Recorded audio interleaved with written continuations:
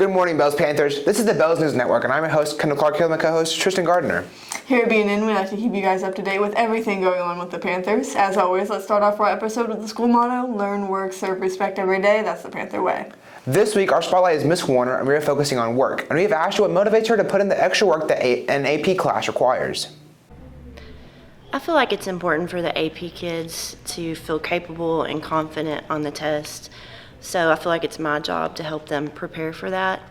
Honestly, I think the ultimate goal is for them to feel successful and hopefully get a score that will equal college credit. Thank you, Miss Warner. We appreciate all the help you give our students. Now to sportscaster Johnny Cox with what you missed in last week in Panther sports. Thanks, Tristan.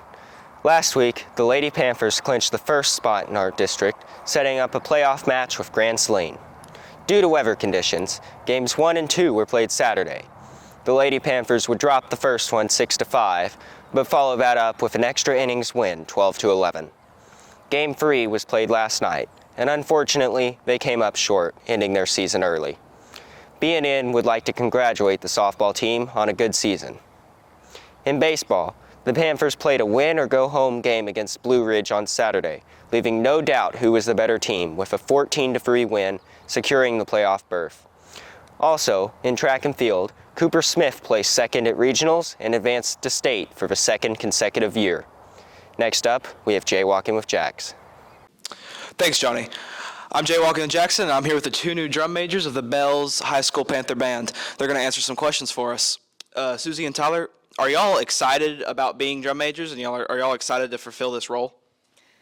I think I can speak for the both of us that both of us are very excited for the next upcoming season, and we have a lot of big things in mind to execute. Mm-hmm. Thank you. I'm excited to see what y'all can do. How do you plan to improve the band? This year, I think we both hope to improve the band by keeping us more on task and, making sure we're doing what we need to be doing, and that way we can practice and hopefully make it to state this year. That's what I like to hear. I think y'all two will do very well, and I'm very proud of both of you for what you've achieved. To Ben. Thanks, Jax. Hey guys, Ben here from Techie Farm Boy, and welcome back to Ben Around the Block. After years of hardships from the government and natural disasters, the people of Haiti are finally fighting back to their oppressors. After the fall of the Haitian government, local gangs have ruled towns with an iron fist. The rule is finally being contested as vigilante attacks against the gangs are inspiring others to publicly fight back. In the more comedic side of the news, the infamous comedian artwork consisting of a banana duck taped to a wall has been desecrated by a hungry museum goer. No Hun Soo visited the museum in Seoul, South Korea, where the artwork was presented and proceeded to devour the fruit due to him being hungry.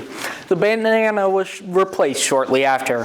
Thank you for watching. I'm Ben, and you've been around the block, and now it's Kendall and Tristan with the weekly update and Bells.